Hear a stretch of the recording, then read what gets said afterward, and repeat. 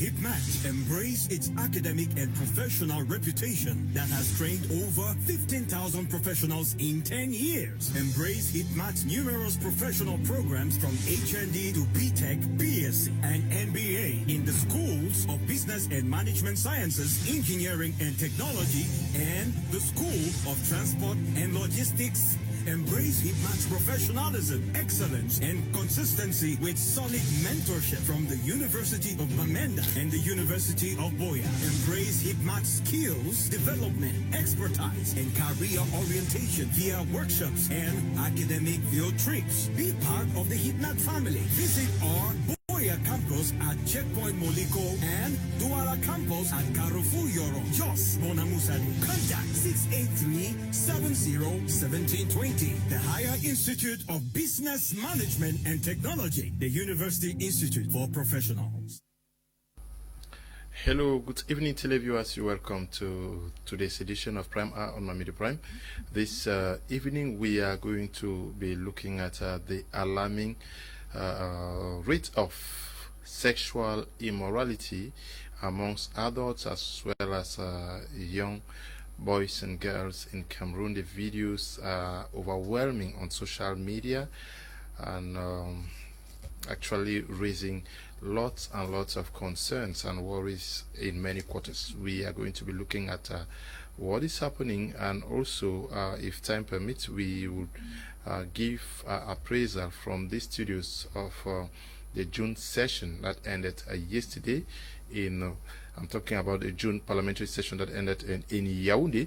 We are going to be looking at how validly the aspirations and the worries of the people are reflected in deliberations that are often take place out there at the Glass House in Yaoundé. We are discussing this with our panelists who are in the house already. Paul Solambe Valentine Ngwa is our permanent consultant. He is in the house with us. Good evening and welcome. Good evening, Salio. Good evening, Cameroonians. Good evening, viewers of Prime Hour. We thank God for the privilege to be here today again, and the strength is granted us to come and contribute our own quota of knowledge in building the society of our nation, Cameroon. Thank you very much. We also are in the company of Professor Mark Anthony, who is a Pan-Africanist. He's also an educationist. Good evening, welcome. Thank you, Mr. Liu, and to my fellow panelists, I say you are welcome, and to the million viewers out there watching us this evening, I want to say good evening. And I believe that whatsoever we'll be discussing here this evening is actually supposed to be our proposals, and in one way or the other to help in nation building. We're also in the company of Emmanuel Ndiwum, who is a member of civil society but also an educationist. Good evening and welcome. Thank you, Mr. Leo. Good evening to the million viewers of Prime Hour. A special good evening to Abdul Karim and his group on Facebook that have been promoting, of course, my media Prime in one way or the other, be it negative or positive. I know that you people are already on standby, and we'll be discussing here and waiting for your messages. Thank you, Mr. Leo. I did not know that. Yeah. He has his group on the Facebook, and his followers and his fanatics, who are every evening they are glued to Prime Hour. I'm happy that they are glued. Whether they glue are insult or whatsoever, they are promoting my media Prime. Okay, special greetings to Abdul Karim, and I'm glad to know that he's also watching, and every other person who is also following the program through him. We're glad to know that you're following. We also are going to be in the company of Dr. Tata Emmanuel from China. Good evening, Doctor. Are you there? Yeah, good evening, Brother Leo, and good evening to the other panelists there in the studio. It's always an honor.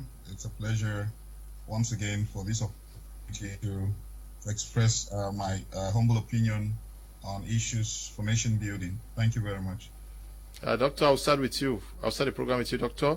When you look at what is happening in Cameroon, we're talking sexual immorality. Can you understand why we are where we are?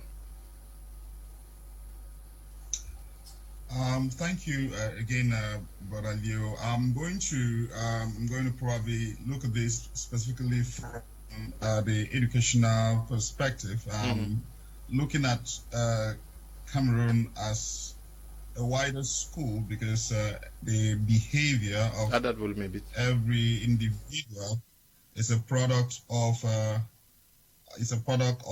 several things besides just his genetics. The society has always been that milieu where children have been raised, because, you know, typically in Africa we say that a child is born of parents but raised by the society. So those things that the young children growing today pick up from their environment, unfortunately, it's not actually the best examples, you know, to be exemplary for the elderly persons in Cameroon. If you want to go deep into what is the behavior of the elderly persons in Cameroon, what signals are they leaving behind? I mean, we're just recovering from scandals upon scandals. You know, you wouldn't be able to count all of them in Cameroon, where we find persons who are supposed to be examples for young people to follow, get themselves or plunge themselves to several sexual scandals. You see, when such things continue to become reoccurrent, it leaves a negative signal to the young persons, who begin to lose their self-esteem. Just ask yourself for a moment, what is the value of life in Cameroon? You see that the value that is attached to the life of young people in Cameroon gives them that impression that their lives don't really matter the way it's supposed to be. So all this plays in the psychology of the young child back home, that well, my life does not really count, so I can actually be able to do all that I want to do with my body without paying close attention to the consequences. So from the educational perspective, considering the society as a wider school which helps in the molding of the behavior of young people, I want to believe that those signals that the elderly persons leave in society is one of those things that educate the children, and it's contributing to the consequences that we all see. On the other hand, too, if you look at the quality of the media, I remember very vividly when we were growing up, certain programs were not available to certain persons of certain ages. Unfortunately, with the coming of social media, with the coming of with the rapid growth in technology, in communication technology, certain contents have become very accessible to persons of certain ages. So control becomes a little bit a challenge. So all these things form part of the environment in which the young Cameroonian grows. So as a result of that, there is the possibility, or there is a tendency, or there is always going to be that which reflects in the behavior of the child. However, all is not lost. There are still possibilities where parents can begin to take responsibility. Societies, communities can actually begin to take responsibility to see that such behavior, such content, such moral standards are maintained. You see, the easiest way to colonize a person or to colonize a people is to destroy their value systems. Do our laws, do our local laws, do they uphold the value systems that our parents actually grew up with? Okay. Because when once the value system Doctor. Yeah, destroyed, Doctor. We're going to be coming. Yeah, we are going to be coming back to you. Apostle and B. Valentin Ngwa, when we observe very closely, we see that this immorality is coming from the elderly. How do we explain that the young man and young girl is looking up to their parents, and surprisingly, this is coming from them. What would account for that?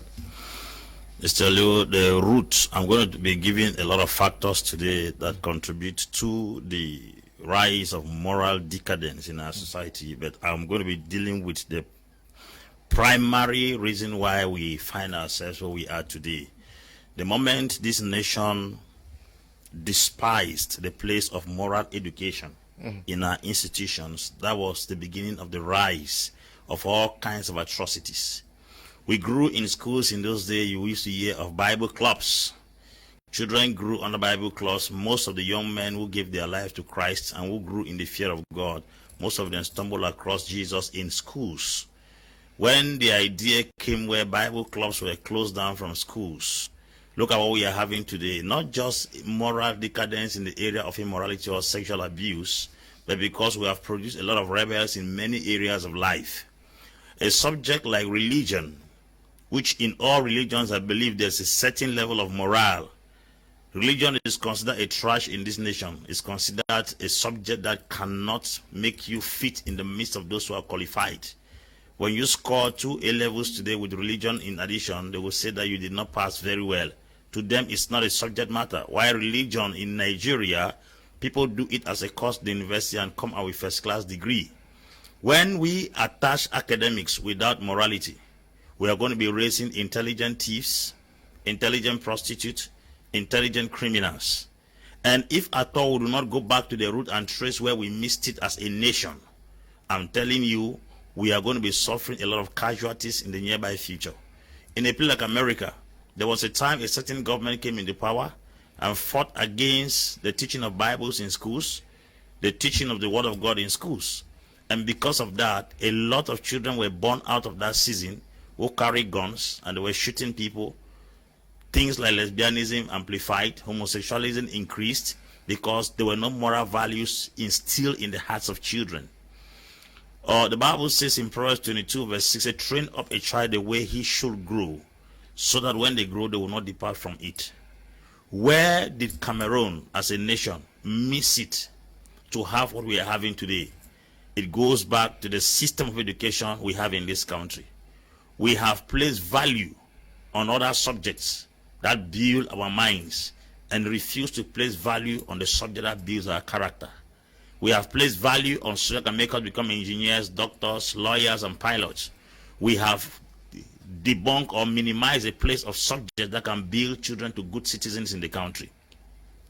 Until we respect the place of moral education in our institutions back and it's established, we are going to be suffering a lot of casualties. Yeah, I am saying this. Yeah, you are talking about bringing up the child, but the person who is supposed to bring up the child, himself is also caught in the web. Where did they go wrong? The child of yesterday is the father of today. The child of yesterday, the child that was not properly brought up yesterday, is the father of today. And if you are a leader because you are trailing the way and directing the path, it is obvious that children can grow around you and pick up the same spirit. I grew up and I was smoking cigarettes, not because I saw cigarette for somebody else. I saw it from my father. Every time he sent me to go and buy a cigarette, I will buy the cigarette and I will give him. Once he smokes and drops the part of the cigarette, when he goes, I will pick it. Even if there's no fire there, I'll put it. He was mentoring me, discipling me, and nurturing me unconsciously. Whether we are aware or not, we are mentoring people consciously or unconsciously. And these are things we do not take into serious consideration. That's why I've said, and I'm still going back to the roots, when we lose the place of moral education in our institutions in this country, where we began looking religion as a subject whereby people are treating as a matter of fact, you have faith in life to practice religion.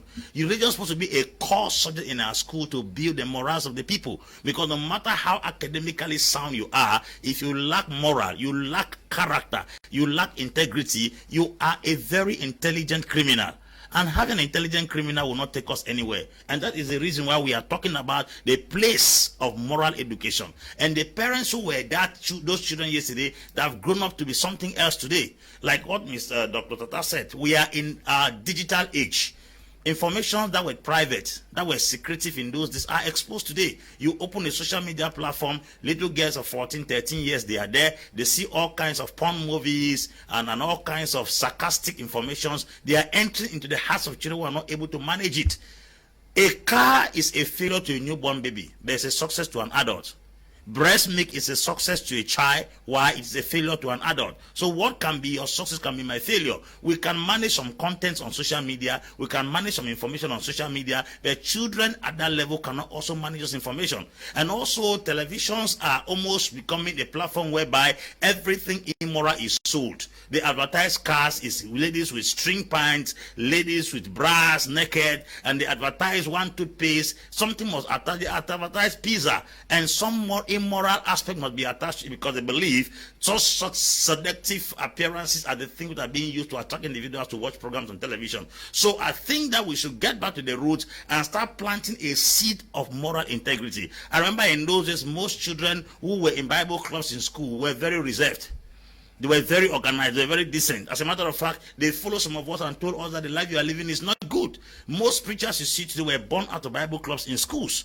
And I have, as a young preacher, I grew up, I began preaching in all institutions, young men, and began imparting them. Most of them today, some are pastors, some are in different fields, but they fear the Lord. So I think that immorality, the rise of it, is when the government of this country began playing low on moral education as far as our curriculum is concerned. Okay. The elders themselves, can we say that they are a failure when we look at sexual immorality? Because we see that many young persons are into it, but they are doing it not amongst themselves, with elderly persons, and most of them are approached to engage in this by elderly persons. Mr. Leo, the fact that an individual is of age does not make the person elderly. Elderliness is not the age. Elderliness is based on maturity. And to be mature is not an issue of the number of years that you have lived on earth. And that's one of the reasons why today you might see somebody who is of 70 years old but living a life of a 16-year-old child. And those are some of the things that we must necessarily begin by correcting before we actually talk about elderliness. Mr. Leo, I want to go back to mention something that Apostle Ambe actually said. I want to put it in another word. When you read the scriptures, the Bible says that you should raise up a child in a way when he grows, he will not depart from it. When you look at that particular word, in the Hebrew context of it, it does not say you should raise the child. Say, if you have to raise a child, you need to raise yourself. So you are the beginning of it. So you must take the content of what you need to give the child first. And you know, if you have to follow it that way, means I begin with myself before I get to the child. So I cannot give a child what I do not have. And if you follow it, you come back to discover psychologically, in psychology, we have been made to understand that children actually learn through a process called psychosis. Psychosis is a process where a child observes for between the age of 0 up to the age of 7. A child learns through psychosis. The child uses his eyes to observe everything he sees that the parents are doing in the family. He does what he sees that people are doing in the community. He or she comes and does the same. So they are mimicking people. So if we have to look at it, I also want to point something. The fact that today you see naked pictures, it is not the nakedness that is the problem. It is the content. In fact, the values that are attached to that nakedness. Why? Because before in Africa, you could see people walk naked with breasts open. But it had no negative impact on the community. What has happened now that this nakedness has been transformed? It is based on the kind of cultural values that have been transferred to the people. And these cultural values have made people to see what they could not see before in the very images that they were seeing before. And so we have been able to, in fact, our communities have been enculturized to hold wrong ideologies concerning what was correct before. Today we have a problem with somebody walking with breasts open, which in the days of our ancient fathers, you could walk with breast and nothing will happen. Nobody sees it as a problem. People who walk with just what they call washi, it will mean nothing. But today, it is a problem simply because of the value content. So, we have been enculturized to see ourselves from a Western prism. And so, that is where the problem. And those elders that we question about, Mr. Leo, the people who are presently claiming to be elders of our community today are completely brainwashed. They are wayward and unable to educate our very community to an extent where we are now experiencing whatsoever we are experiencing in our community. We cannot be talking of elders who are the same persons who want to take a child. You cannot imagine a person of 45, 50 who want to take a child of 16 years to sleep with. And you ask them, what do you benefit from it? They can't explain. The kind of information that they give these children, they fail to understand that when you plant it into their minds, they are registering it. Look at the things children, some parents do at home, the way they behave with their own wives in front of their kids. You do not know what you are planting in the mind of that child. And so when these children keep looking and observing, when they grow up, what do you expect? They will want to practice what they learned. You see, Mr. Leo, we grew up in a community where we did not see, in fact, I'll talk about me because I actually grew in a community. I didn't see anything wrong with me walking naked on the streets, even at the age of 12. It was not a problem. But today you see a little child of 2 years, 3 years, 4 years, you are coming in, they are hiding their nakedness. What is wrong? Something is wrong somewhere. They have communicated to them that your nakedness is a taboo. They now know, they have the knowledge of good and evil. The knowledge of good and evil. So in relation to that, Mr. Leo, the problem is based on the content of what they receive, the value. The value that is placed. Yes. Not the pictures. Emmanuel, are you also very disturbed that this is happening also in our schools? That is centers that are considered reformation centers, centers that are described as centers of excellence, where the best minds are supposed to are expected to be produced from birth. More and more we have these porn videos, very disturbing videos emanating from these structures. Yes, you indeed, yes, you indeed. are. You see, if I'm not disturbed, then something should be very much wrong with me. A very big thing should be wrong with me. Since you have asked it from the academic perspective, let me quote Aristotle. Educating the mind without educating the heart is no education at all. These are wise people whom in their era foresaw things before our generations. Let me limit myself to the context of Cameroon. But before I limit myself to the context of Cameroon, you need to know that the Western influence, has killed the African values. African values, as we grew up seeing them and heard from those who were elderly to us, were those values that the father and the mother was talking to the child directly to the heart and not to the mind. This heart-to-heart talking was mostly done through short tales in the evening.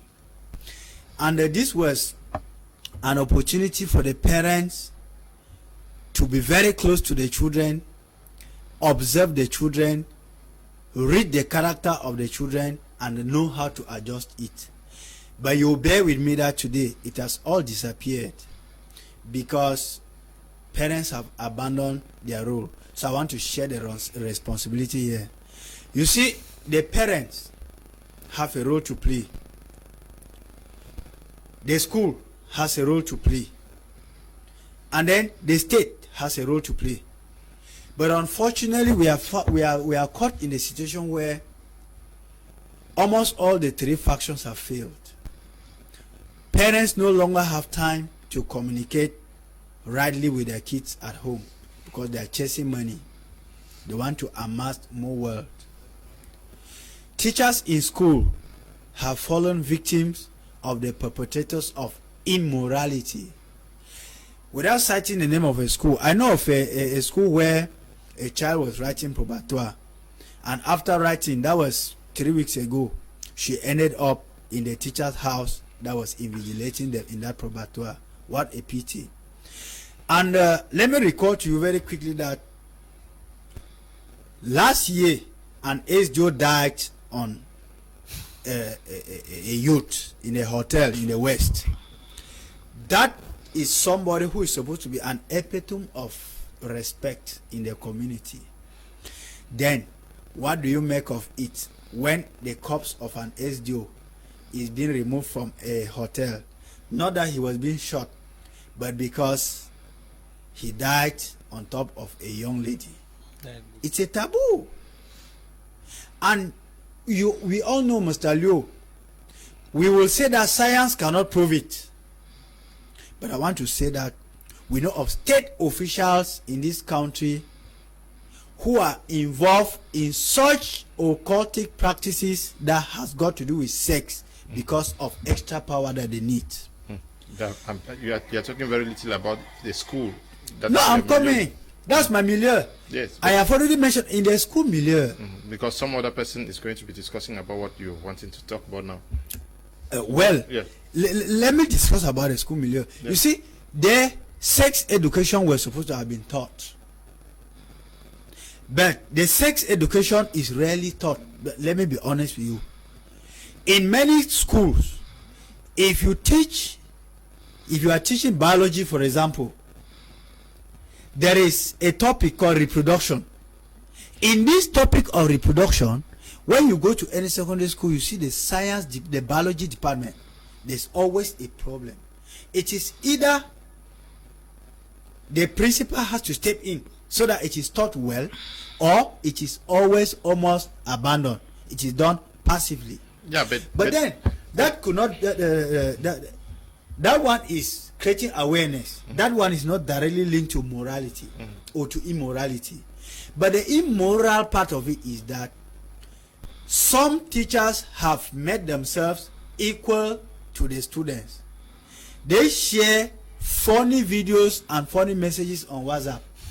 So that is, some of them take it as a way to lure these young girls to come, which of course is not hidden.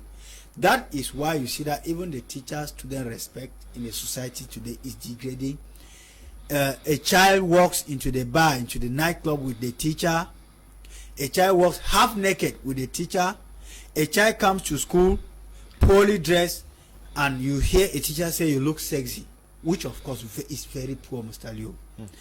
I know of a policewoman whom I called to order when she appreciated the child, calling the child to a dress sexy. Because when we are talking about this thing, Mr. Liu, somebody should not quote me that I am biased. If you look at the level of immorality in the Francophone zone, it is not the same in the Anglophone zone. Because in the French zone, they so much believe in what they call fashion. And because of this fashion, some of these parents actually remove lump sums of money, assist these children to buy this kind of sexy dresses so that they do competitions during their birthday parties in the quarter or whatsoever. So it's regrettable because, like I said, even the role of the church, Mr. Liu. No, we are going to talk about the role of the church. I'm asking you about schools. You want to talk about church? You want to talk about... No, we are talking about a topic that concerns the entire community. But you were asked a question on schools. But let me get to Dr. Tata. Dr. Tata, are you also concerned with what is happening in our schools? These are centers that are described by many as centers of excellence, formation grounds for future leaders. But unfortunately, many very wrong things are happening within this milieu, with also funny videos, funny stories between teacher, student fighting over their Yeah, Leo, thank you very much. I mean, you have said it. You have said quite a lot about that. I mean, a lot has been said about the impact of our schools, but I'm just going to add a little more. That you see, I generally define society as a school, because a school is not actually limited to a building or to an estate where human beings are placed into it for their behaviors to be impacted, and things like that. Society as a whole forms the learning environment. School is a learning environment. It's an environment that has the tendency where the human being receives signals. From those signals are expected to impact the behavioral change of that individual. So a society as a whole is actually a school. If you look at what our young people learn from the environment, which is a school I define in this context, you would realize that it's not always gone with the right judgments. It looks as though we are desiring for something else and educating our children with something else. Take a typical example, our music industry. We know that, of course, there are institutions, educational institutions, that provide music education. Now ask yourself the question, the music education that our schools teach, is it the same as the music that we listen to in town? If you look at the music industry, who are those who win the awards? What example do they put out there in society? We all know, without calling the names being promoted. But there are people who are trained to teach. You will not tell me that the responsibility that is placed upon Apostle Ambe as a man of God is that which is placed on you also. There are people who went to school, the government spent billions to train them because they are expected to reform, to reshape, impact knowledge and a way of life to these children. Are you minimizing that fact? Were they trained only to teach biology, physics, and not the wholeness of the child? Yeah, I mean, you are very right by that. Of course, there are individuals who have been professionalized to impact certain behavioral changes in our young people. But you realize that, and that's where we have a conflict. And that's why I started by saying that, what do we teach in the schools and what does society award? Because if we teach culture in our schools, and if we teach good music, if we educate our children about the talent which is found in the music industry, and the society awards people who appear on stage naked, you realize that there is going to be a conflict in the mind of the learner between what he or she learns in school and what society awards. Look at what the books we read. The books we read are mostly foreign cultures, and this westernization of our educational system is one of those things that has actually brought a lot of insanity in the way and confusion, I must say. Because you see, when a child learns something in school and the child sees that what he or she is learning in school is not in synchrony with what but is this not also amplified? Is this not amplified? We know that the Bible tells us that ye are in the world, but you are not of the world, which means that there is a reality of the world. There is also a reality of the kingdom of God. We are talking about the reality of the formulation, the molding of a mindset. We are talking about teaching. the formation of a person. Are you saying that if the society is bad and the teacher amplifies this, you blame it on the society? Should the teacher, at least that is teaching this child, not supposed to be that moral mentor to these children? Are you minimizing the fact that teachers should be having affairs with their students? You see, the thing is, how long does a child spend in class, and how long does a child spend in a society or in a community? If you look at the length of time that children spend in school and the length of time that they spend in the community as a whole, you can deduce from there which of these two times can have a greater impact on the behavioral patterns of the child. So in this context, let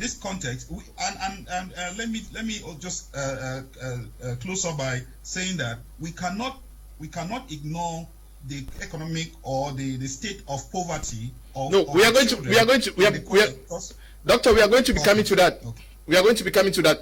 But Apostle Lambi Valentin Goa, seemingly it is okay for teachers to go out with students. That is formalizing these activities, like he said earlier on. I'm talking about Emmanuel, that you see students, teachers fighting, teachers texting, inducing.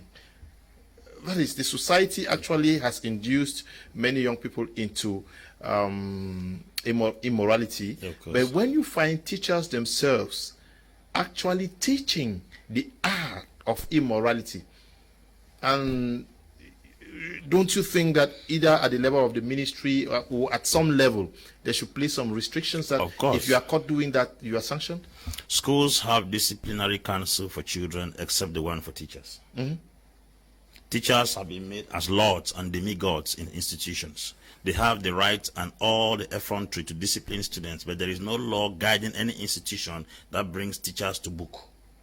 There is definitely supposed to be a rule of engagement that has to bring teachers who carry out such atrocious activities in school campus. They must be brought to book. In any nation that does not have guiding principles and disciplinary rules, that nation will be left in the hand of total confusion. What we are seeing today is that our schools have teachers that can discipline children, and the teachers do not have anybody that can discipline them. People supposed to be fired out of duty, transferred to remote environments if such scandals are caught. But you see even videos circulate and the teacher, nothing is mentioned. It would appear they are afraid to even touch the teachers, or better still discipline them. That is where we are missing it, because no matter how much we engage into prayer, there is a place of discipline. There is a place of discipline that cannot be denied. It cannot be denied. We keep on saying that we should not spare the rod and spoil the child. There are also teachers who are children, even though they have the title as teachers. Because like Prof said here, maturity has to do with someone's mentality. It has nothing to do with your age. A teacher who is going out with a student, going out with pupils. I've seen even teachers in primary school going out with pupils in class. How do you start to educate that kind of child? It's pedophile. It's pedophile. You have access to children who are sitting in class 5, class 4, and you are messing them up. You in a secondary school, you are a teacher. Your own is to chase students, to the extent whereby in universities, if you don't sleep with professors and lecturers, they don't even give you marks. They will make you fail their courses. Teachers will make you repeat classes in school, and because of intimidation and all kinds of fear, girl children are forced to give their bodies freely to men who will mess them up because they want to pass to the next class. That's why we have degree holders in our country today who cannot defend a degree because they did not get the degree with their mind, they got it with their private parts. Total decadence and moral disgrace in the society, because we have now gone to the extent whereby people are at a point where they are at gunpoint to surrender their body. Sometimes you are even intelligent, they don't even give you the opportunity to pass, because why? You don't pass anymore with your brain. You pass with your buttocks, you pass with your private parts, you pass with your breasts. That is not education anymore. So I think we should get to a point whereby we don't only discipline students and pupils in school, we should set rules of engagement that also deal with these teachers who are the one promulgating and promoting all this rubbish in schools. I think the parliament even has to sit and draft rules and discipline to set in place to bring teachers to book. Because I don't see how a child will go to school, a teacher intimidates. If somebody says you will not go to Form 4, you will not go to Form 4. Your destiny is in the hand of a man whose interest is to make sure he abuses your body, and some of them are already married. They are not making love to you to get married to you. They just want to use you and dump you. The worst in the universities. I have had so many university students come to me and complain how lecturers will want to have their way with them before they give them a pass. Why? What kind of society are we building? So I think we have to get to the place where teachers, like the woman sitting here who is also a teacher, should preach better messages on those teachers who are abusing the dignity and the respect of the teaching office. They're beating around the office, the bush. Around the bush, a bit around the bush. What is the Minister of Secondary Education doing? These are even issues that are supposed to be discussed in the parliament. When these things reoccur over and over, we just had a session. These are issues that are supposed to go to the parliament and rules set into place. If a teacher is called 1, 2, 3 teachers as sample, the rest will take their stand. Because they have told us that do not spread the spoil nature, which means it's not only prayer that changes people. Discipline has to change people. They have to put very stringent laws and hard disciplines on people who are carrying out such activities. If not so, we are going to be dancing. Except the people who are also supposed to be disciplined. Nari agents they are also victims of the same crime. Okay. Good evening. Oops. Message. Good evening to you, Mr. Liu and co-panelists. Sexual immorality on the rise in Cameroon is as a result of parents failing in their responsibility for children's upbringing. Some parents don't monitor the daily activities of their children, and worst of it is a TV set in the house. Children watch programs which are not of their interest, and parents don't monitor these activities. Parents should have the remote control in their keeping and to determine what the children should watch. Okay. Aga Clavet is writing from Kumba. Good evening, Mr. Liu and all the panelists. I love your program. It is very educative. I know a teacher who slept with 8 Form 1 students. I am Ken Fak Cindy from Kumba. Good evening, Mr. Liu. Sexual immorality can only be reduced if churches are spread all over. These are one of the places where moral education and consciences of living a righteous life is being taught. Most politicians condemn churches, yet they expect things to go well in the society. Agbotambe writing from Douala. Good evening, Mr. Liu. Special thanks to Apostle Ambe. Your place, day, I owe you 1 man. Okay, I am okay. Good evening to you. Good evening, Mr. Liu. It's Dominique in Yaoundé. Our elderly people are responsible for these sexual activities in our schools. They flatter our little girls with huge sums of money and big phones just to sleep with them. Imagine an elder giving 20,000 francs to a girl while their parents give only 500 francs. Yes, the elderly are actually, it is true that they exploit these young girls who are also desperate, who are poor. Yes, Mr. Liu, we have a problem with an elderly population that has been miseducated and misinculturated to an extent where they are now living less than animals instead of living like humans. You know, there is one thing that a lot of people do not hold to mind. When you come to look at the African way of life and culture, you could not be considered a man simply because, a mature person simply because you had age. You could not be considered an elder simply because you had age. You must have proved your humanity to the entire village community that you are indeed qualified to be an elder before you could be brought into that class of an elderly person. And the African culture was made in a way where you prove your manliness and humanity differently from being a child. You had to prove it. But if you look at it today, we have babies who are of age. We call them elderly people, not because they are elderly. They have put on age, but the infant in them did not mature. And so this infant will want to still keep on thinking that I am still that baby. And that is why their choice of might be ladies that they want to take or the young boys that they want to pick are far below their age. And when you see people like this, it proves to you that if you have to go back to the African culture, they are not qualified to be called elders. Why? They have not been able to live up to the standard of being an elder. So it is a display of value content that determines elderliness, not age. And these persons lack it all completely. I mean, in this nation of Cameroon, if you have to look from top to down, you will be frightened with the kind of activities that take place during the day and during the night, simply because of the high level of moral decadence that had been inculcated in our people from school level. Like I said earlier, Mr. Leo, just imagine you are a child growing up in a home and you believe that your parents are elders, but they are babies. They keep on doing the things that you at that age are supposed to be doing. And as a baby, as a child, you start copying, because children, as I said earlier, do learn through synopsis. They begin to observe, and when they observe, they practice. When they are growing, they will start repeating the same things. As they keep on repeating, it becomes a habit.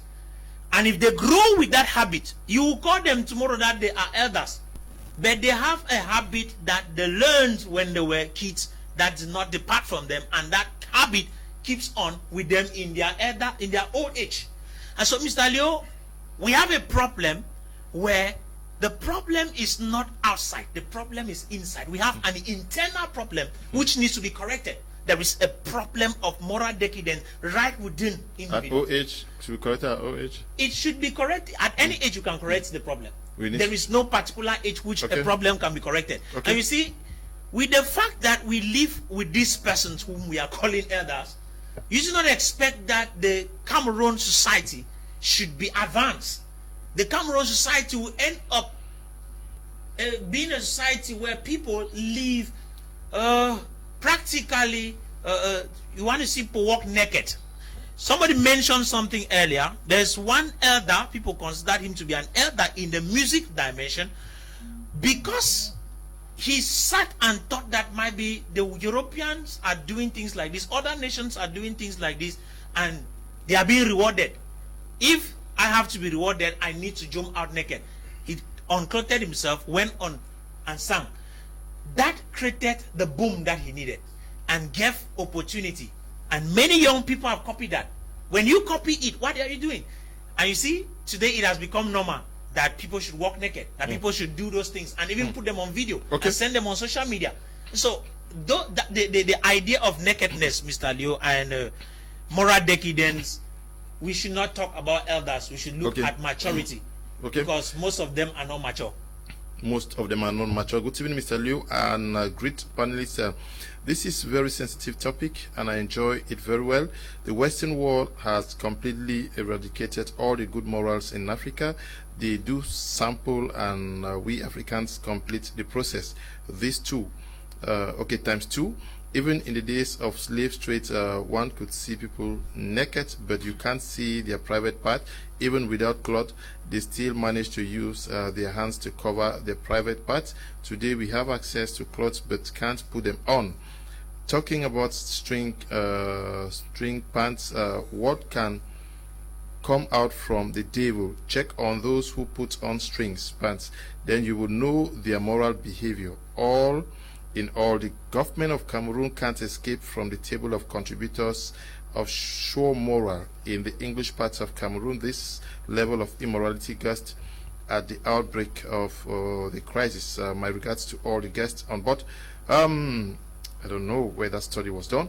Good evening, Mr. Liu. Sexual immorality should be condemned by all. I have a worry when your panelists lampoon this act only in the school milieu, forgetting other institutions like the church, offices, etc. I say so because your topic talks of sexual immorality in Cameroon, not in schools. Eno Mulu Bath is writing from Bamenda. Yes, but the school should be exemplary. If it is happening in the military corps, if it is happening in the post office, if it is happening in other places, the school should stand tall. Good evening, Mr. Liu, and you all in the studio. I think Cameroon need moral education from primary schools right up to university, or better still, religion teaching from primary to university, where the fear of God will be taught. It's Elvis Brown writing from Shell, New Bell. Yes, but all of these people go to church, so I don't know. Good evening, sir. I know a school in Douala which I attended where every male teacher makes sure he sleeps with at least a student in that school, not minding the class and age of students. Okay, something needs to be done. Eh? Good evening. I think we are going to do 5 programs on this teacher-student relationship. Good evening, Mr. Liu and Mr. Dewum. You will be there to discuss. Yes. Good evening, Mr. Liu. This can only be reduced through our parents at home, because you cannot imagine your father refused you should not smoke and he sends you every day to buy cigarettes for him. Thanks. Magife Serge from 3 Corners, Bikondo. Good evening to you. This one says, no. We can only encourage people to good character. Michelson from Yaoundé says, good evening, Mr. Liu. This problem of sexual immorality is all around. It is even sure that ministers in Yaoundé are the ones controlling, okay, in Yaoundé, Minifem in Yaoundé. They don't go out during the day to check what the Cameroonian people are going through, but they only go out to have sex with those girls in the night. They have hands inside this matter, okay? Michelson, yes. Do your best and let the government do it. Okay. Good evening, Mr. Liu and the panelists. The teacher-student relationship is sickening. My religion study teacher used to ask girls out with the saying that he is a religion studies teacher and not a man of God. Lister Montana is writing from Yaoundé. Good evening, Mr. Liu. Sexual immorality can only be reduced if churches are spread all over. I think I got that already. Good evening. Your program is indeed very wonderful. We wonder the place of English language in our country. This is because of the new timetable of the primary school, in which we see oral expression and handwriting without the main language, English language, but there is a French language. Maybe oral expression and handwriting is English language. If yes, good, but if no, then where are we heading? Paddy is writing from Manjo. Good evening, Mr. Liu and the panelists. Despite the fact that some teachers date around with their students, I would also like to lay emphasis on this aspect, whereby some parents tend to blame threatened teachers when certain topics are being taught in schools. Okay, someone just wrote from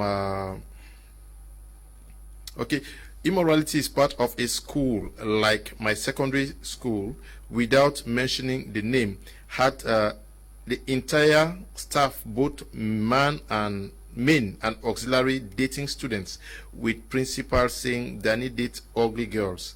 Then can someone tell me how we will have a society with good moral standards? Mokom Cyrus is writing from Santa. You see, many persons are, there are people who are saying, yes, no, there are people who are confirming. Yes, they're sharing their experience. Okay, Mr. Liu, like I said a while ago, it's good that. Why do you people say it's fringe benefit? No, some of you people. No, Mr. Liu. Every statistics have proven that if you walk the streets of Douala in the morning, you count the number of girls that are half naked. You go to Commercial Avenue in Bamenda, you won't see the same thing. Let me take a very local example. That's not my question to you, please. What are you saying? I'm not talking about don't polarize people, please. You want to maybe I did not get your question. No, I'm saying that yes, most messages are saying that this person is writing from Santa. Yeah. Santa is in the northwest. Sure. That in his school, almost every teacher and auxiliary staff is dating. The another person has written from Kumba, citing a teacher, religious teacher, who says, "Don't call me man of God." And there are many persons who are writing from the northwest and south, and they are saying this is what is happening. What are you saying that Douala and Bamenda? Anyway, what I was saying, if you look at it from the sociological standpoint, answer my question. It will hold. I'm coming to your question. Okay, yeah. So I want to tell you that it will hold, whether you like it or not. Now, what I'm saying, coming back to your question, it has been established that all their observations are 80% or 85% right. Because in some schools, some girls don't even pay school fee if they accept the proposal of the principals and the bosses. This one is true. It's very clear. Now, but to tag the school as if it is just the sole milieu where this kind of activity is taking place, I try to distance myself again, because take for example, you know, couples are supposed to show love to each other, but some couples misinterpret it by thinking that even in front of their children they can kiss their wife, they can kiss their husband. And you know that the first step of learning, which is informal, begins from home before the formal, which is the school. So we cannot lose sight of the fact that the home, which is the genesis of which the primary source of learning, Mr. Leo, we cannot only hamper on school. School is coming second. We are only blaming school because there are people who have been trained in this domain to handle, to mold up the young minds, and they have been failing. That's what we should accept. Now we also have, just take the example of a father whose daughter got up one morning and asked him food money, and the reply was that, "Get out of my room. Your mother did not reply. Did not reply to me last night." Well, and the child was going to school laughing, sharing it with his peers. You see that the parents have a role to play, because from the time you turn, just take for example, you come into the parlor, you see your dad, your mom, all of them half naked, play a type. You know that children like to experiment what they see with their eyes. So that's the role of the home. Now we also have the peer influence. Peer influence is very important, because this WhatsApp, the television, like Apostle Ambe was saying, when they see it, when they sit in their groups, in their peer groupings, they try to experiment, like the videos that went viral in one school in Kongsamba 3 weeks ago. Children were kissing, others were taking pictures. When they finish taking pictures, they go into the kissing experiment, and then those who were on the act, they come and take the camera. So it is something that needs to be tackled from all angles, Mr. Leo. Despite the fact that the school happened to be a milieu where we would have expected better results. But then, when we are talking about school and we just generalize it, we penalize some people for nothing. We have government schools, we have mission schools. In some mission schools, like in St. Bede's College, without publicity, if a child is caught in an act of immorality, you have a good idea of that institution, that child is dismissed. But that will not be the case in the government school, because in the government school they will need to take procedures upon procedures, and at the end of the day the parents can pass behind and lobby, and such a child remains in the school milieu with such an attitude, and it continues to influence other children. So the house, peer groupings, and the society, they have to sit up collectively. Okay, good evening, Mr. Liu. This issue of teachers and students relationship is really disgusting. I don't appreciate it, because some students dating teachers take it as an advantage to disrespect other lecturers simply because she has an affair with another teacher or lecturer. On the other hand, some lecturers threaten them by saying, "You will never validate my course if you don't accept my proposal." Ebek Favor is writing from Douala. We are going back in the days of Sodom and Gomorrah. The world is coming to an end. We can't stop it now. We can only control it. We have a problem of maturity. Doggy is writing from Ndobo here in Douala. Abunaberi. Good evening, Mr. Liu. From the time corporal punishment was prohibited and some teachers maltreated by some uniform influential parents, most teachers and pupils, students have become wayward. Again, some persons are actually in the teaching field, not for inculcating knowledge or morals, but for the income they get. Most of them don't even have the moral values themselves. El Donatus Ndo, writing from Buddha, Ngwo writing from Boya, says, good evening, Mr. Kum. Patrick watching from Moliko Boya. Thanks for the wonderful program. Home training has failed. The youth schools have failed. Churches have failed. And the government has failed. We must educate the public on indecent dressing because all eyes are open to the west. Okay, to copy Europe. Okay, to the west. To copy Europe and paste in Africa negative things in Africa. The government must put serious sanctions against teachers' student immoral acts. For teachers' salaries should be suspended for some months, and the students who are accomplices must also be sanctioned heavily. Greetings to you all in the studio. This one says, good evening, Mr. Liu. I personally believe that the rise to these immoral acts in schools today is because of the pattern of dressing in most of our schools today, and most especially now that Southwest and Northwest don't wear uniform. They tend to compare dresses, and by this they do immoral acts just to have money to buy dresses and to look good, caring not about their dignity. Good evening, Mr. Liu. I think the problem should be the girls, cause they all know that what is good and what is bad. It's Fai writing from Yaoundé. Now, Dr. Tata, many persons are also pointing a finger at parents who are not doing their jobs at home.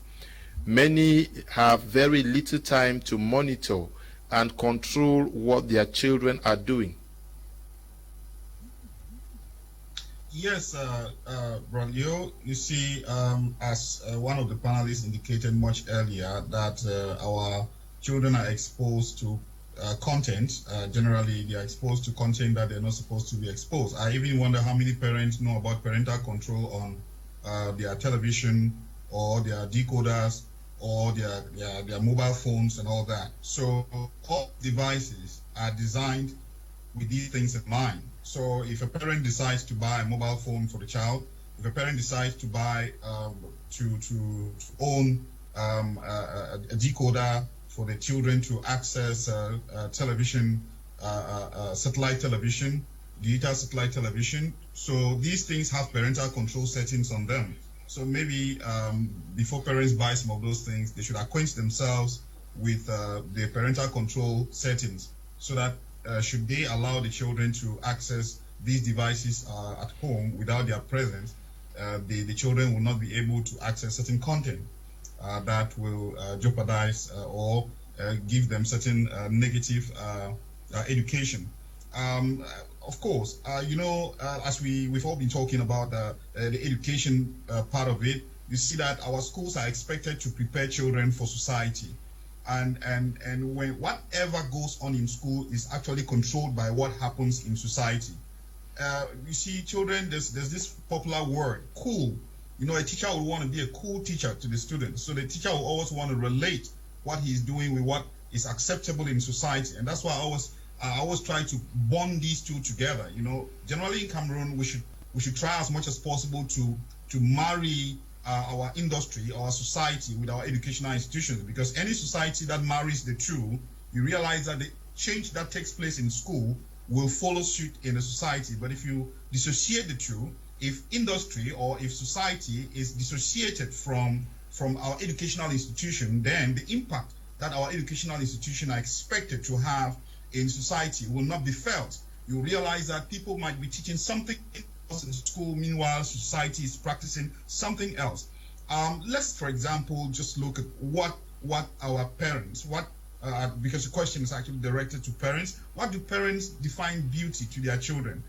When you find a parent a lady, for example, just as an example, goes to buy mesh, well, once you start buying foreign hairs to put on your head, your child starts seeing that he or she can only be beautiful when he or she has an attachment. So that self-esteem, that confidence about her own hair is you are losing, the child is losing that So when the child grows up, the child only believes that he or she can only look good or be considered to be beautiful when he or she does X or Y thing.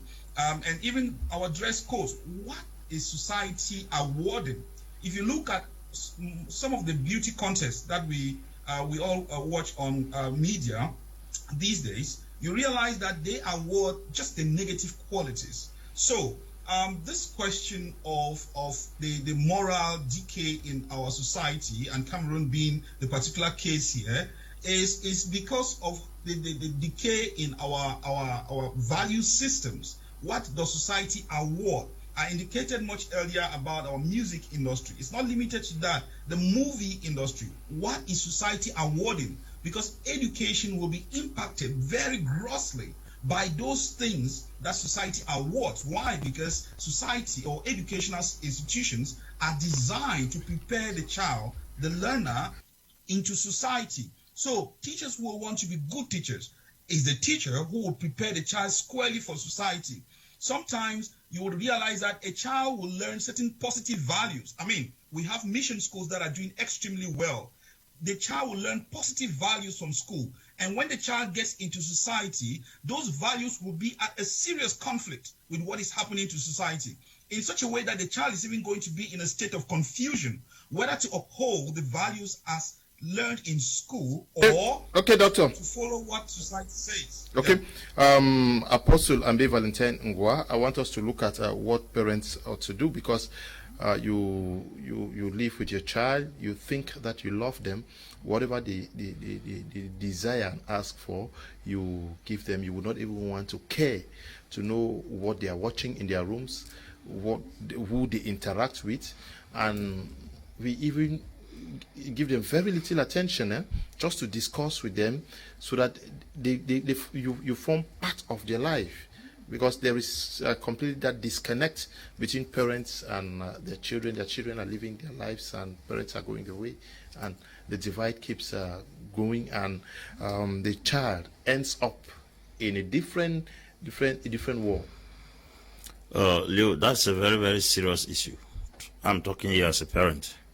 My first child is a girl, she's 14, and I've said that none of them will have a mobile phone till they enter the university. It's a rule in my house, because when you give a leopard a handshake, they want an embracement.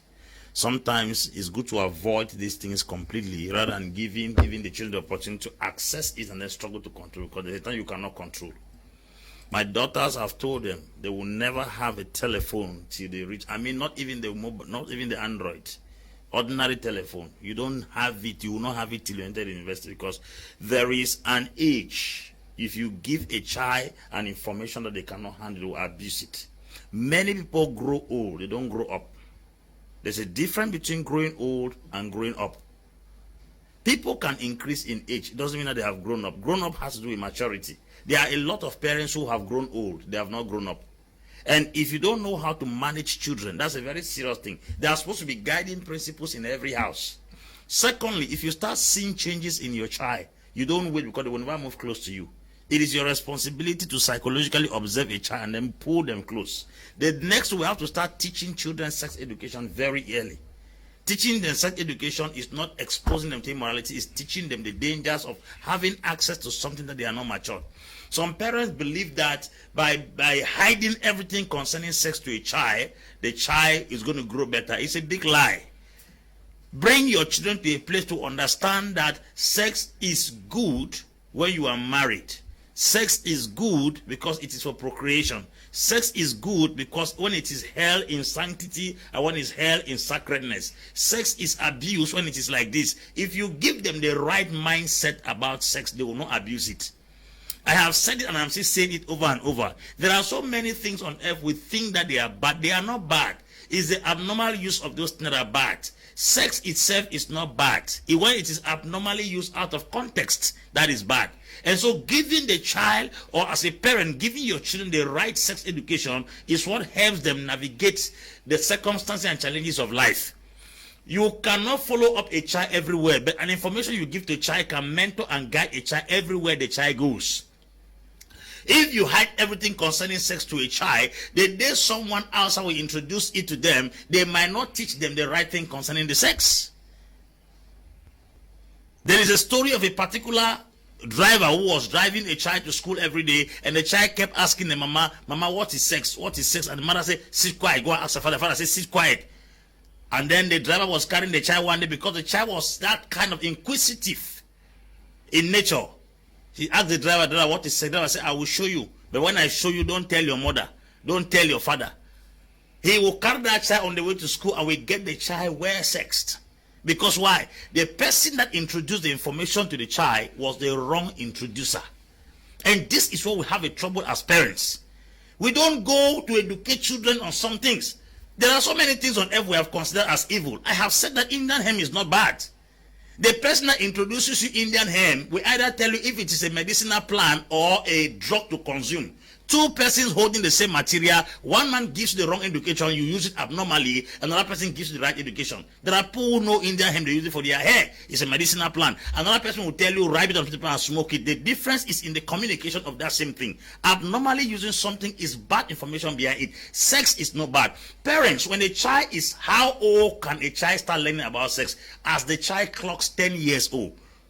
You must tell them things they ought not to do. My children, you cannot come to my house and my kids sit on your laps. It's impossible. No matter how sanctified, holy, organized a man may be, once he has a contact with the opposite sex, there's a reflection. There's a reaction. So avoid those things by telling kids that when don't sit on uncle's laps, don't nobody should come to the house and call them my wife. Stop it. Those things are like that.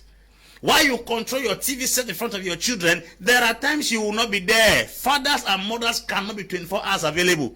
The kids will put the TV in your absence. If you gave them the right information before your departure, they will rightly use it. So parents have a very huge responsibility in educating children. I saw a woman on television. She was teaching her children, my breasts, my buttocks, my part belongs to me. They are my private part. It became a song. The children thought about it, they grew. If you come to touch that kind of child's breast, he will sing that song to you. Uncle, my breasts, my buttocks, my pride to me. That is how you educate a child to avoid such things. Now, not that sex is bad. If a child gets married tomorrow, know that if you don't make love, you don't make sex, you will never give birth to children. Sex also is a means of satisfying your husband. When you communicate this thing properly, once they are face to face with that challenge, they used to say, in the absence of a teacher, the lecture becomes the guide. In the absence of the teacher, the lecture you've given to that child becomes the guide. In an examination room, we don't have teachers. We thrive on the lecture the teachers gave us months and sometimes years behind. Because in front of the examination paper, you are left to face destiny by yourself. You are there with what the teacher put in your mind, not the presence of the teacher. So parents should give the children sound education, not always being available. There is a story, and I conclude, of a particular career man and career woman. The man was a medical doctor, wife medical doctor. They would get up in the morning and go to work and leave the kids in the house. They had two children, a boy and a girl. They had a house boy, they had a house girl. Those house boy and house girl had their sexual rounds in front of those children and kept on playing pornography. If those children saw it, the boy began sleeping with the sister because why? He did not know that it was incest. Because incest is thoughts. For somebody to know you're not supposed to have access to your relative. This child and the brother became so much in love until the girl impregnated the brother impregnated the sister. They aborted it. Impregnated the second time, they aborted it. They impregnated the third time, they wanted to abort it, the child died. This boy own said his wife, not his sister, his wife is dead.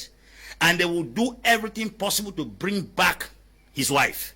He was talking to his parents about his own biological sister. Why? Nobody taught them that having sex as brothers and sisters is called in English language incest.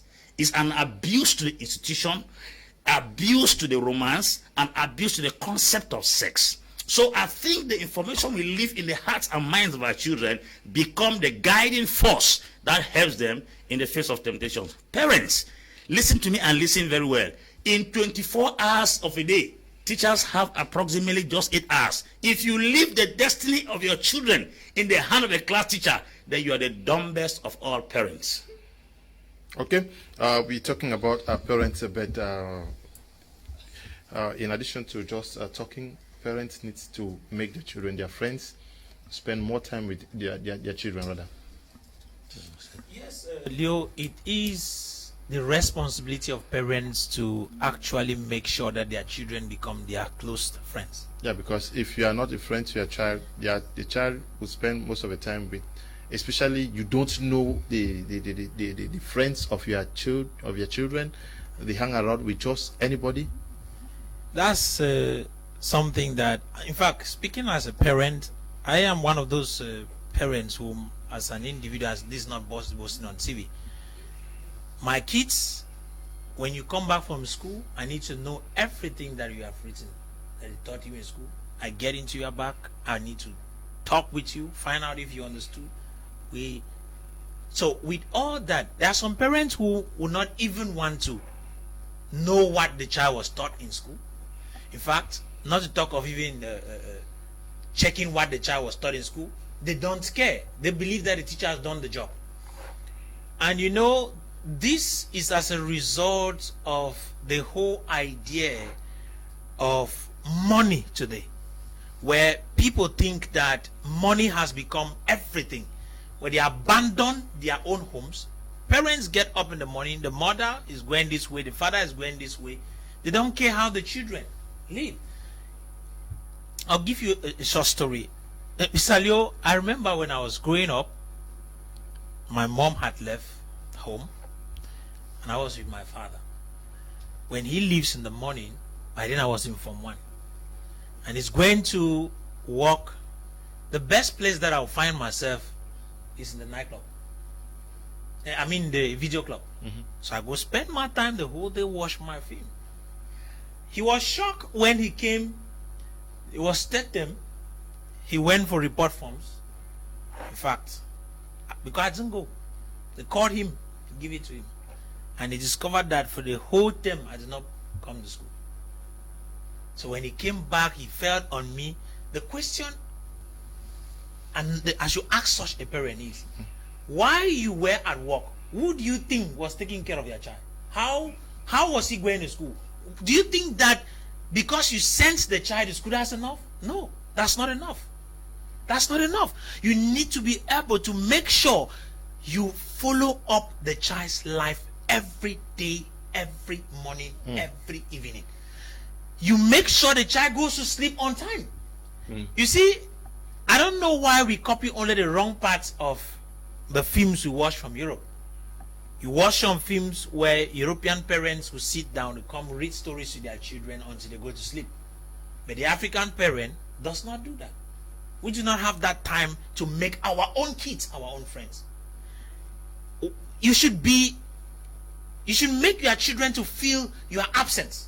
Where when you are not there, they should feel like, oh, where daddy is not there, why are you coming back? They should even pick a phone to call to find out. But today, when most parents are coming back, their children rush into hidings. That is the kind of way some of us grew.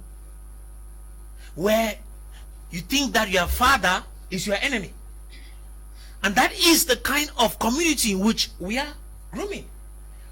Because I will say this, every community begins from a home. The way parents handle their kids will determine the way the community at large will become. If you impact the wrong ideas to children today, expect a very dangerous community tomorrow and society tomorrow. Just imagine, if not of the hand of God, some of us would have been thieves. Dangerous. God forbid. God forbid. Thank God for grace. That's just to say, when parents are absent, the community becomes the teacher.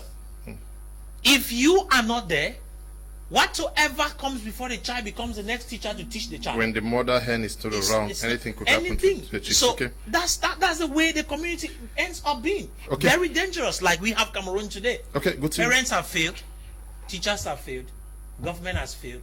So who do you have to blame? Good evening once more in the studio. I hail you, Apostle Ambe. You set my mind. Good evening to you too. Good evening, Mr. Leo. Some teachers come to school half naked, and such teachers are not respected because of it. Julius Peter is writing from Abonaberi. Good evening. to you all at the panel. There are reasons as to why some people engage in various acts of sexual immorality, one of which is a failure to set boundaries wherever one is involved in a caring relationship, such as the relationship which exists between a teacher and a student, a doctor and a patient, a counselor and a counselee, an employer and an employee, or a pastor and a congregate. It is particularly important that there should be boundaries. Ken is writing from a Limbe. Good evening, Mr. Liu. Your programs, okay. Good evening, Mr. Liu. Your programs are always enriching. What I know is that the church is playing her role, but government and private schools lay very little or no attention to the decaying moral attitudes of the children. Religion is written at the GCE birth. The certificate is invalid when it comes to looking for a job in Cameroon. Charles is writing from Yaoundé. My point is this: a teacher who has been well trained to teach children on good morals aspects came and instead having an affair with them, then it's a call for concern. If the teacher is under PTA, let the school administration and the principal, who is highest authority, look into it. But if it's a government teacher, then the principal should notify his boss that the person you sent here to render his services is going out of line. In all, the Ministry of Education has to enforce its rules on teacher. The situation is very alarming. Okay.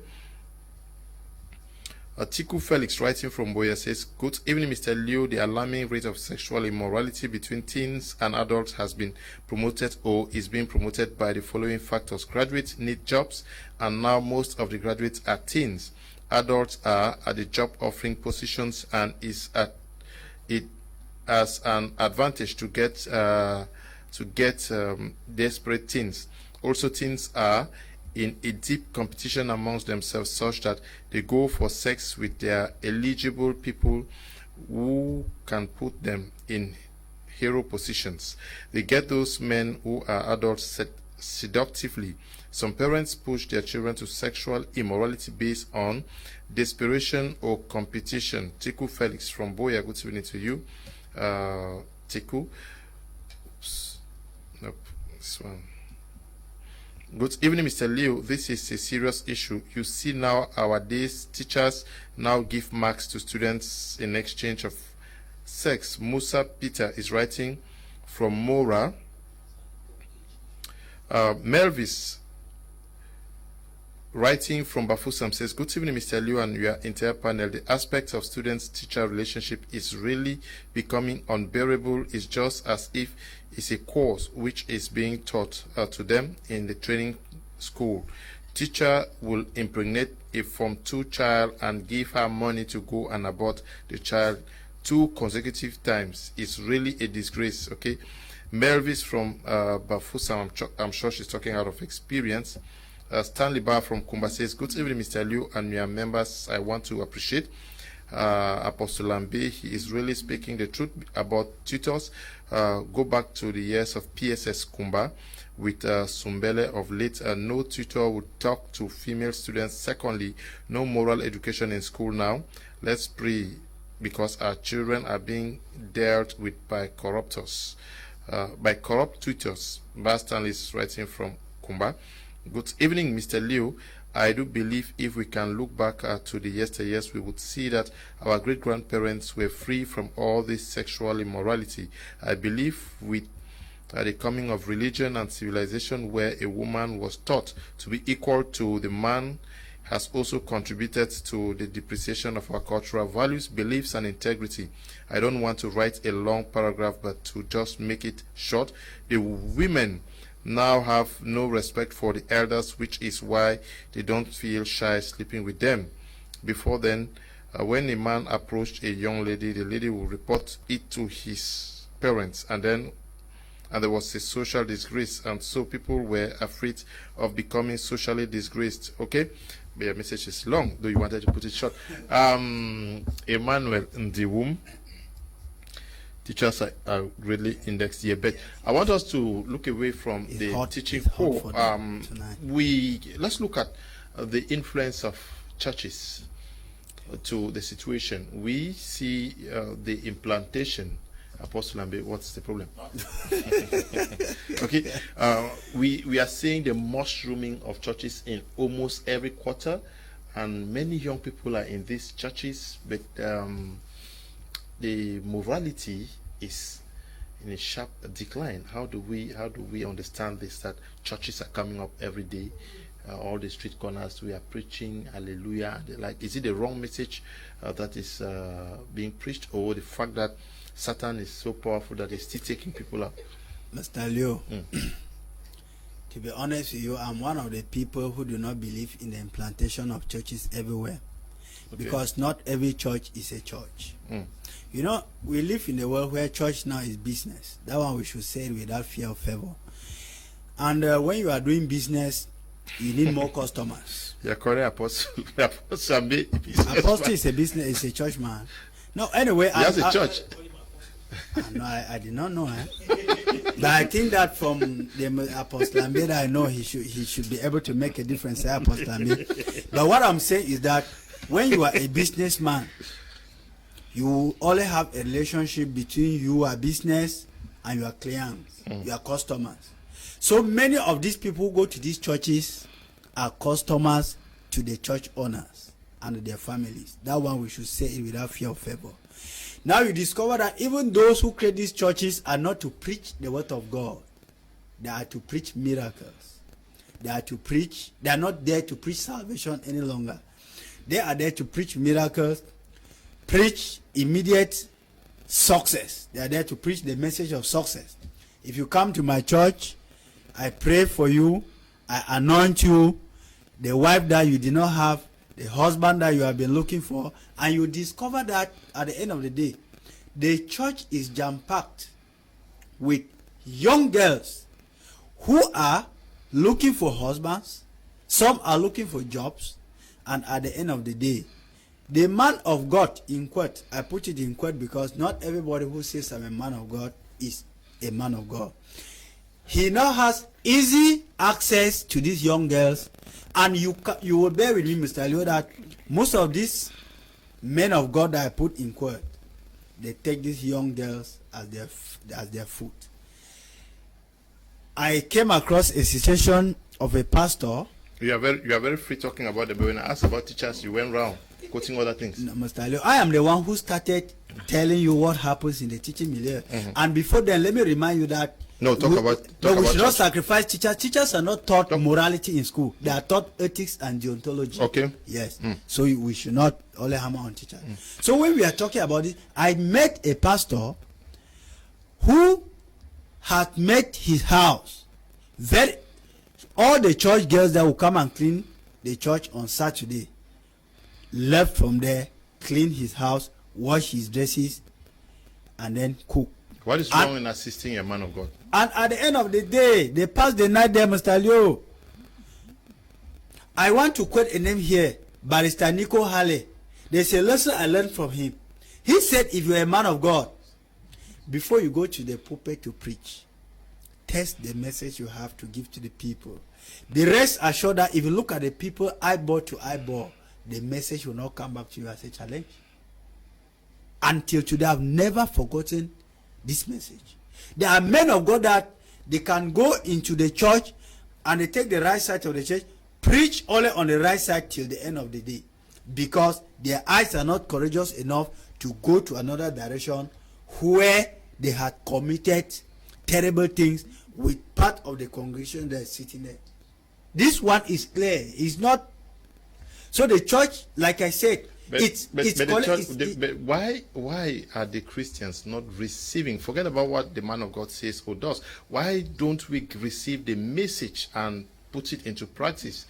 There are so many of them. When a man of God tells you that, do what I say and don't do what I do. Which man of God said that? No, they have been saying, I must tell you. In a day last year, 6 women, unfortunately even married women, were impregnated by a man of God. Now must tell you. These are things that happen around us every day. We cannot say no to it.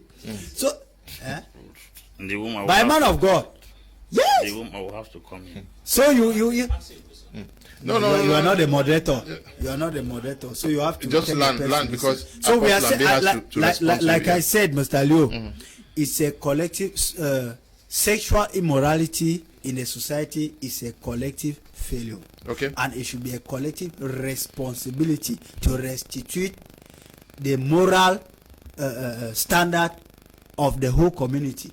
Because here we are not talking about student-teacher relationship. We are talking about something that holds true to almost adults. Okay. Yes, Apostle, you have something from the womb? Yeah, in the womb said, the man of God said, say what I say, I don't say what I do. It is in Matthew 23, beginning from verse 1. Then Jesus spake to the multitudes and to his disciples, saying, the scribes and the Pharisees sat on Moses' seat. All things, therefore, whatever they tell you to observe, observe and do, but don't do their works. For they say and don't do. It is not an issue when you hear the right message. You have to do what the man of God is doing. The message is for everybody. The decision to do it is your choice. The man of God is not the way, the truth, and the life. The man of God is not the pathfinder. The man of God is not the word of God. So once you listen to God's word, practice what you listen and stop following somebody's life, because salvation is personal. Number 2, in the womb, to clarify you. There are teachers in school who are teaching so many things that they are not doing. The children take those same things and do wonders with them. There are many teachers who have taught so many pupils and students, and they have become greater than those teachers by doing what they told them to do, and the teachers could not even do what they are teaching. So let us forget about the fact knowledge can come from every angle. It is your decision with what you hear that matters. So don't hold somebody responsible for your personal flaws because he is doing what you think is wrong. Let us stop this error of saying that because the pastor preached against immorality and you too also have to practice immorality. The pastor is not the word of God. Likewise, the pastor is not the way, the truth, and the life.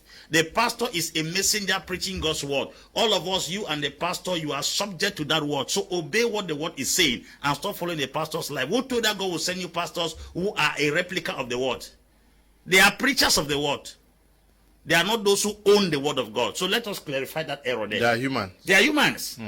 So don't go and set a pastor as your role model. Jesus is the way, one way, not several ways. They could fall He is the truth, one truth. They could fall into temptation. Of course. When people begin to pattern their life after a preacher, it's an error. You cannot pattern your life after a preacher. A preacher is not the way. He is not the word of God. He is not the truth. A preacher can be a conveyor of the word, but he is not the word of God. He's living his life, but he has passed his message. That is assignment now. Okay. That is assignment. Just to add something. You see, it's very important for us to understand not everyone who stands to preach the gospel is actually meant to preach the gospel. Okay. So at times you see individuals who have the Bible in their hands, but it is not their duty to do it. So it is normal for them to prey on people. So when you see such a person, you do not generalize it on everybody. Okay. It's not everybody. Okay, I want to take this from for Richard, who is also a forum member. He's watching us from... I've seen it. He's watching us from America. He has this to contribute. He says, Apostle Lambe, Prof. Mark, Anthony, and Kum Leonard. I'm following the interesting debate currently going on the program on morality, and I would like to give my input here. Most of the panelists seem to blame the moral decadence in our society on the known recognition of a pass in religious studies at the GC as the major cause of immorality. I will beg to differ there. No, I'm sure he's reacting to some messages. There are many messages yes, no, I've read them out, written by people who are contributing. It would be great for the state to place value to the subject by recognizing it like other subjects, but its known recognition is not a major factor for the alarming rate of immorality in our society today. It is not as if the government suddenly decides to recognize these certificates, morality will disappear. We should understand that before 1995, religion was never a subject in the GCE, but the level of immorality was not as alarming as it is today. Children are fed with religious education from several other sources other than formal education in the churches, from gospel TV channels, etc. Therefore, in my opinion, lack of moral education in a formal setting is not very much the problem. Moral education should rather be a thing that is taught in informally rather. What people see and experience in their everyday life will contribute to their moral values. Teach values by demonstration. If what kids see is that it is normal to bribe a police officer when you don't have an ID, they will grow up knowing there is nothing wrong in bribing. If they grow seeing their parents sleeping with other men or women, they will grow up feeling that it is okay to be promiscuous. If what we teach our kids is that it's okay to receive bribe, to vote, or to stuff ballot boxes, then they will grow up to know that cheating is okay. No amount of moral education in a formal school setting is going to change that in their minds. Kids need to grow up seeing how good actions are appreciated and deadly consequences of bad actions. While not trying to claim America is perfect place, my experience here is that people get into a shopping, pick up items and move to a machine where they pay for those items in their own. It is very easy to make away hundreds of dollars worth of items without being caught, but nobody dares try that. You know why? Because the consequences of being caught living with even a pen without paying for it can ruin your entire life.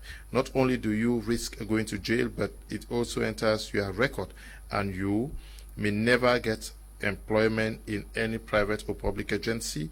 Okay. For Richard here, Dr. Tata says that we need to structure our communities, actually put measures and principles that would heavily sanction whosoever is caught in most of the deviant activities that are destroying our nation and community. Yes, I mean that is a very solid point, and that is why I continue to insist on the fact that we should be able to marry what we teach the children in school with what society advocates for, what society awards.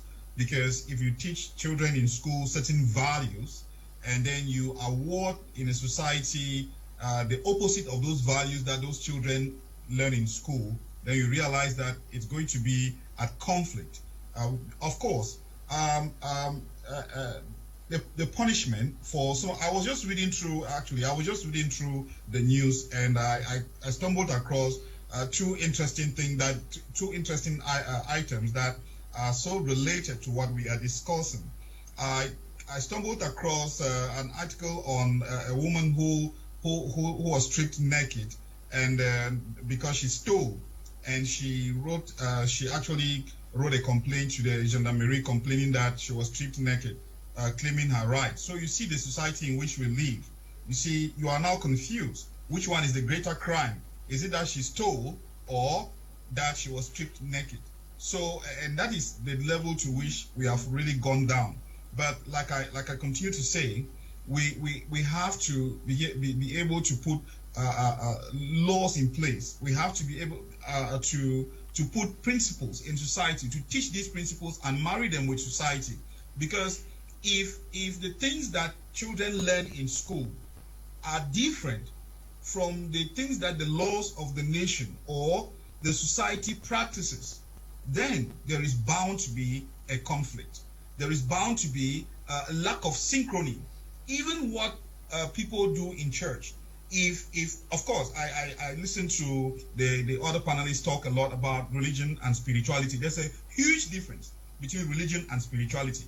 And you even want to go further to ask yourself, how does the state value the religious knowledge or the teaching of spirituality? Look at the coefficients of the subjects. So so that one already tells you what value is attached to the teaching of religion, religious. Yeah, but then, doctor, the prevalence is also very high amongst the elderly. I'm talking about adults. What accounts for that? We are talking about deterring measures that should be put in place so that we know that there are certain things that we ought not to do in our communities. Yeah, of course, the youths of yesterday are the elders of today. So you realize that the youths, that what the youths learn, the society of yesterday, the limit, the age of people that form the youths of yesterday will form the leaders of today. And those things that they were doing yesterday that were not corrected, they are not going to suddenly they are not suddenly going to change when they become ministers or when they become lawyers and things like that. So a good number of them will still have those things that they believe. You see, when people want to argue certain things with certain convictions, it is because, why? It's because they have considered that, they have thought that in their life, they practiced that and they didn't see anything quite wrong with it. So you find them arguing on certain things or defending certain positions. Okay. And they would call it, you see, they would call it human rights. And they will call it human rights. This is something that is killing society as a whole. You realize that if you want to use the whole concept of human rights, you realize that you will destroy society in an African context, because the values that an African society, the Africans have, is different from this westernization of African societies. The laws that we are using today is copy and paste what the Westerners believed in. But if we had to uphold our own laws, if we had to uphold our own value systems, you will realize that those principles, some of those principles of human rights, some of them could be positive. Okay. Copy some positive things from there, okay, but not just entirely copy and paste it. So I'm sorry, let me just end by saying that if you look at the issue of homosexuality today, you realize that there are certain things that we've signed, there are certain things that we've committed ourselves as a nation on. And it is holding us in our neck right now. We are wondering whether it should be legalized or not. And some of us some people are defending it, and some of us are saying that no, let us uphold our African values. Okay. Good evening, Mr. Liu and crew. Talking of immorality, teachers are far better than politicians. Sorry to say, some politicians used stolen money to influence a dozen of young girls from Bambili and Bambui. Our politicians with the stolen monies are using it to cause havoc to our young girls. Nonchalant lecturers and some secondary school teachers are equally practicing this abominable act. We parents should be friendly towards our children, so much so that they can report all these illegal acts to us when need be. Prince Dikum is watching from Stockholm in Sweden. You insisted that I read your message. It has been read. Let Apostle Ambi redress that statement. He and the rest of the panel just said children copy from parents, elders, or peers. So a pastor is a believer in Christ and should be light to others by living exactly what he preached. Okay. The preacher of the word must be worthy of the message. The Bible says he must be without blemish. 1 Timothy 3. If preachers cannot live up to his qualifications, then he is a curse to his followers than blessing. He is the voice of the devil in their lives. Even the devil himself is a big preacher of God's word. Matthew 4. Okay. Good evening to all parents here. Should give kids little liberty. Do not keep your kids at home 24/7. Let them explore, hang out with friends, but give them time to return home. At least tell them every weekend they can hang out with friends. Keeping them at home always gives them the chance to learn everything they see on TV. Sandra is writing from Yaoundé. Sandra, that could also be sending them to the Lions Den. Okay, good evening, Mr. Liu, and a special greetings to Apostle Ambe Valentine. I think the high rate of sexual immorality in Cameroon is influenced by our environment. Thus, our youths are extremely exposed to what they see, and again, the education sector is slightly falling as they have not been able to fully introduce the teachings of moral education from the primary level, not leaving out our parents who are equally failing in training their kids morally. Ngong Menek Neville, writing from Yaoundé. Good evening to you, Neville. This one says, good evening, Mr. Liu and everyone in the studio. This is my first time writing, but I'm a big fan of your program. You are doing a great job, and how I wish all what you people have been saying and teaching is put into practice by all citizens. To analyze all what you have been saying for today's debate, I would say the best education for our children is the basic education, and parents are responsible for this. Let parents make their children their friends and be open to them about things like sexuality. If not, they will learn out there. Thanks. Donatus Ngaru is writing from Simbok in Yaoundé. Mabel writing from Bankolo in Yaoundé says, hello Mr. Leo and the entire panel. I think the bulk of blame goes to the parents, because most parents fold their arms and don't teach their kids about sexual life, saying it's a taboo or that they have been taught in school. Now, Dr. Tata raised this whole concept of human rights. Is that also something that is playing as a stumble block to discipline and restrictive measures on some of these very bad acts that are occurring in our communities? I'm sure he's speaking from the angle of the West, because that human right of a thing doesn't actually have much value here in this country. Yes, it's in the West, America, Europe, that you will see that human rights stuff begin very, very rampant. Yeah, but there's no corporal punishment in our schools. That's like, yeah, but it's in Cameroon now. Yeah, that's what I'm saying. That what about human rights? There are laws put in place that in case there are people in Cameroon who are using human rights to advocate for homosexuality and lesbianism to be, which has not been given. Yes, it has not been given. When it's a human right, it means it's something that's endorsed. It is not a human right if you are restricted to do it. If there's still restriction, it's not called a human right. If it's a human right, then it's supposed to be endorsed. And most of those things have not been endorsed. In Cameroon, yes, some persons were locked some few months ago because they practice homosexuality. So it's not yet endorsed in this country. It's not yet a human right in this country.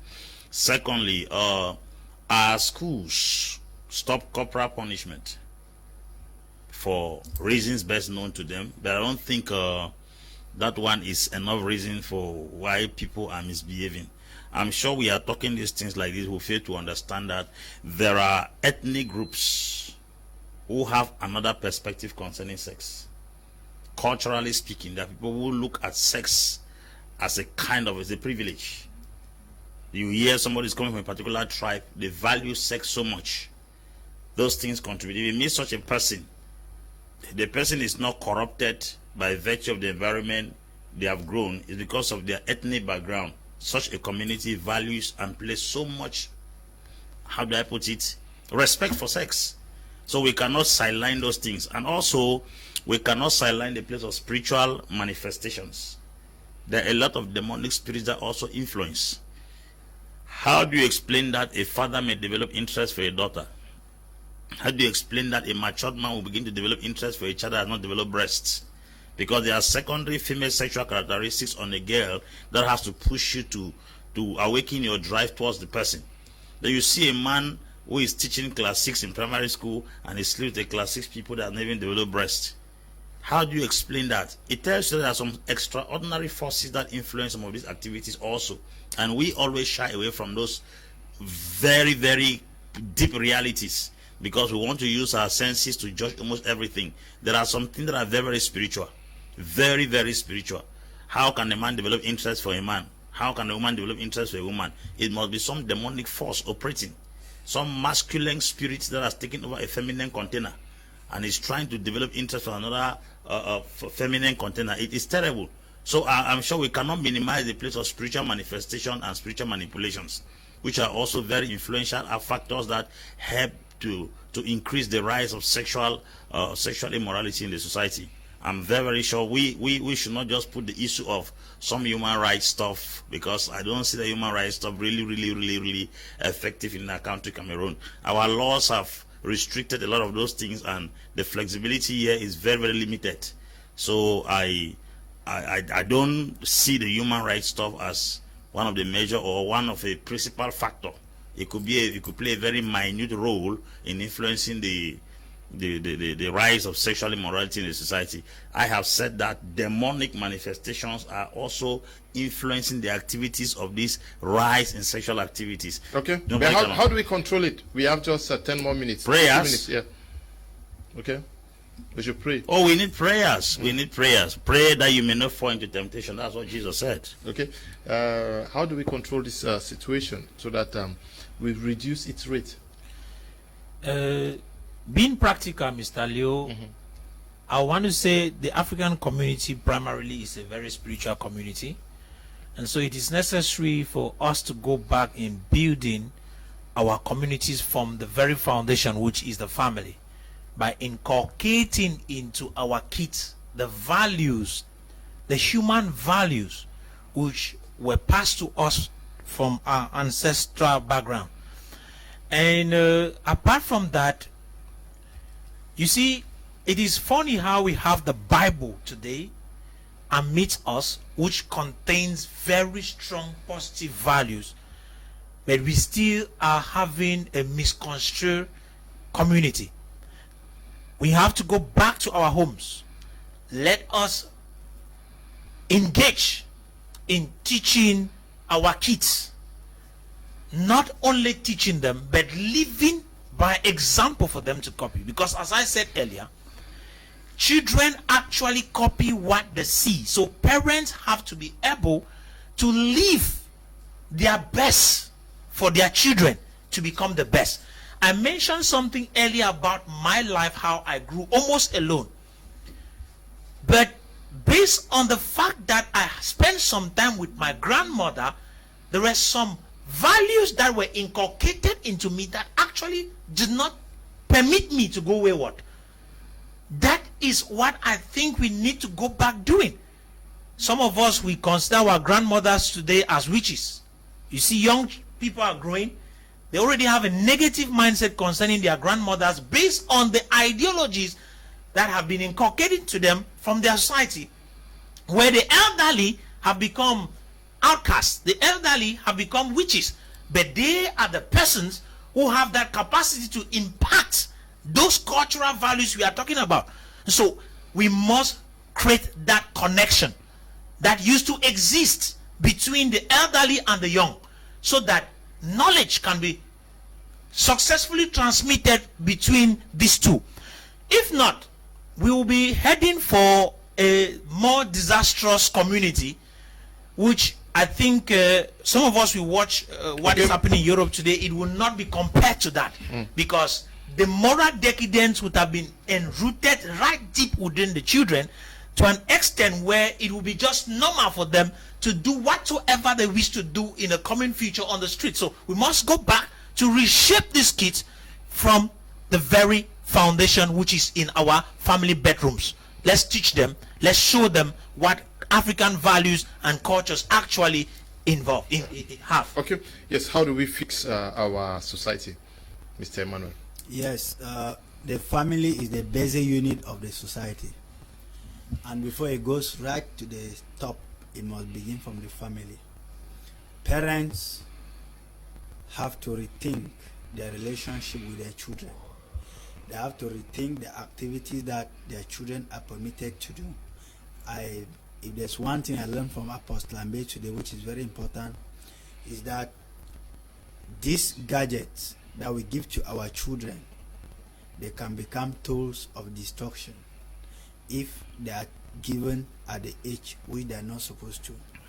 Now, when the family would have succeeded in doing so, let the school take the relay baton, continue from where the family started, which at this time now is formal. We are not saying that teachers must become saints, because in school we are taught ethics and deontology, not morality. But yes, we are societal shapers. We have to shape the morals of these children. And thirdly, the government has to see into it that there is a code on education that punishes teachers squarely who practices any act of immorality, be it in the school milieu or be it out of school. It should even be added that if a teacher is caught in an extraordinary crime, even out of the school, let his punishment be heavier than the one of another common citizen, because a teacher is a light, a teacher is a model, a teacher is a leader. If we could take the example of Jesus Christ, of course, Apostle Ambe will not tell me that it is first. That was the first teacher, and he taught by examples. If the teachers could teach by example, I think all these things will reduce. And then the state officials who have turned themselves as sex dolls, I think another punishment should be reserved for them, which is very heavy, so that if a state official is caught in any act of immorality, he should be severely punished. We cannot live in an era where an SDO who is supposed to command his people ends up dying on top of a young girl of 20-something years. So I think collectively, if all this is put into play, Mr. Leo, the immorality will reduce. Okay, the immorality is going to reduce. We are going to be ending at this juncture. I want to say thank you to you, Dr. Tata, for taking part in today's edition of the program. Thank you very much, and it's always a pleasure. Okay, and also to you, Apostle Ambe Vantengwa, thank you for coming. Thank you, Mr. Leo. Thank you, Cameroonians, for the privilege to talk to you. Thank you for coming. Thank you, Mr. Leo, and to my fellow panelists and to the great people of Cameroon and Africa who are listening to us. Thank you, Emmanuel. Yes, thank you, Mr. Leo. As I take this 1 minute to wish a happy birthday to Barrister Tamfo Richard, who is always one of us, and that may God continue to bless him. Okay, we want to thank you all who took time off to watch the program this evening, and to the production team. Stay blessed. Bye-bye.